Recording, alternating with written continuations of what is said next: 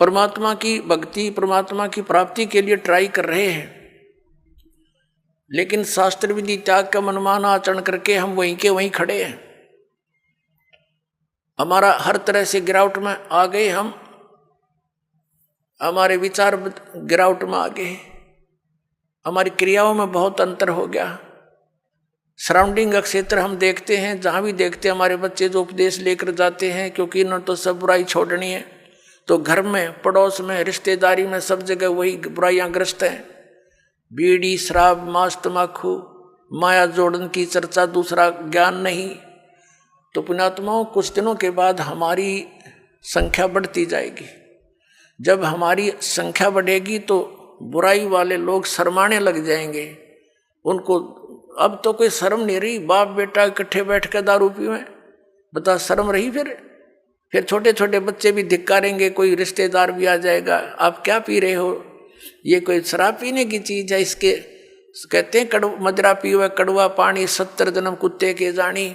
इस तरह के प्रमाण दिया करेंगे हमारे बच्चे। कहते हैं सुरापान मदमासा हारी, गमन करे भोग पर नारी, 70 जन्म कटेंगे शीशम, साक्षी साहिब है जगदीशम। और परमात्मा कहते हैं 100 नारी जारी करे सुरापान 100 बार, एक जन्म हुक्का भर दे वो डूबे काली धार। ये तम्बाकू के अंदर इतना दोष है कि एक पर स्त्री गमन करने वाले का 70 जन्म तक अंधा हो डोले, पर द्वारा स्त्री का खोला 70 जन्म अंधा हो डोले। सुरापान मदमासा हारी, और जो गमन करें भोगें पर नारी, 70 जन्म कटेंगे शीशम, साक्षी साहिब है जगदीशम। जो ऐसे पाप करेंगे उनके 70 जन्म तो लगातार वो बलि के बकरे बनेंगे। परमात्मा ने कहा कि 100 नारी जारी करे, एक पर स्त्री गमन करने का क्या बताया है कि 70 जन्म तक अंधा होकर धक्के खावे, और फिर 70 जन्म वो बलि का बकरा बनकर गल कटवावे। कितना घोर पाप है।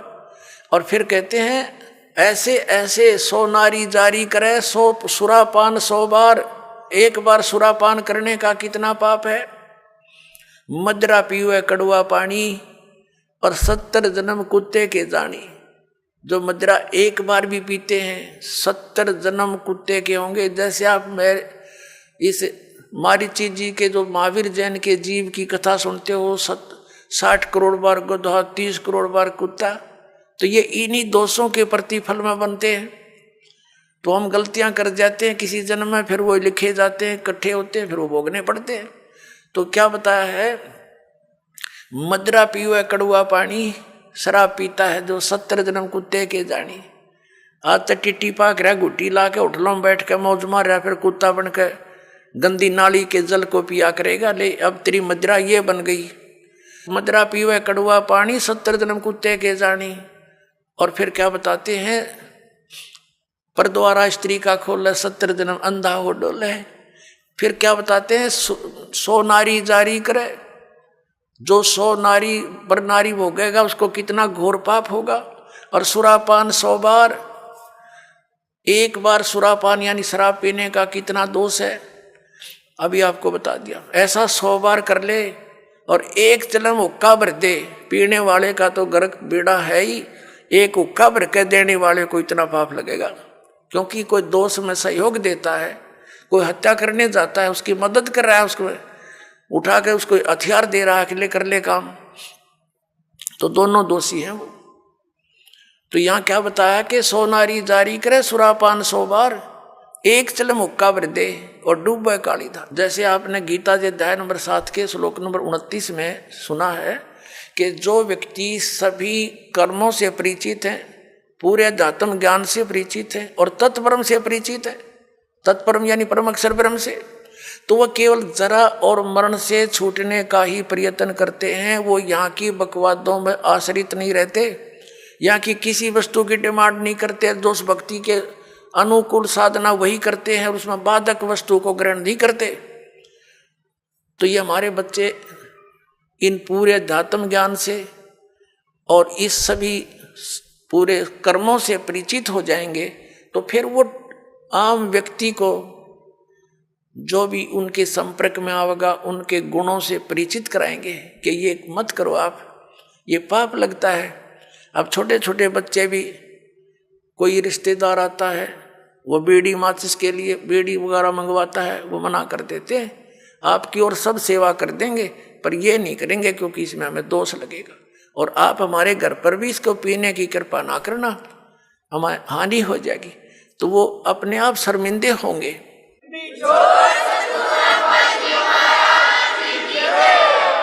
एक भगत बता रहा था कि ऐसे हमारे घर पर हमारा एक बहनोई आ गया, लड़के थे घर पे, और वो लगा निकाल के बीड़ी पीने, उनसे उन्होंने कहा जी आप फूफा जी बीड़ी ना पियो हमारे घर पे।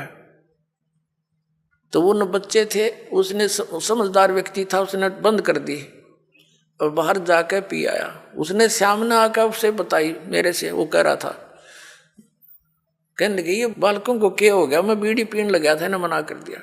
तो उन्होंने कहा ये हमने उपदेश ले रखा है ऐसे ऐसे, हम ना ये पीमर ना पीने दें, ना हम आपकी मदद करेंगे और आपकी सारी सेवा करेंगे हम, लेकिन ये अब हम नहीं आपको सहयोग भी नहीं देंगे।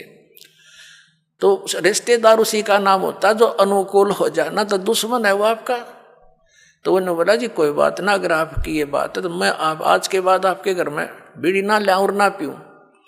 तो वो दूसरा भाई था, वो नाम नहीं ले रहा, वहाँ अपना जाकर जो उसने पीना खाना था कराया, बाकी आके सो गया, हमारे पास रोटी खा ली, कोई बात नहीं। फिर वो गया हुआ था किसी कारण से कहीं पर, वो ही कहीं दूसरी रिश्तेदारी में, वो कह रहे थे कि हम ऐसे ऐसे वहाँ जाएंगे, तू भी चलेगा के?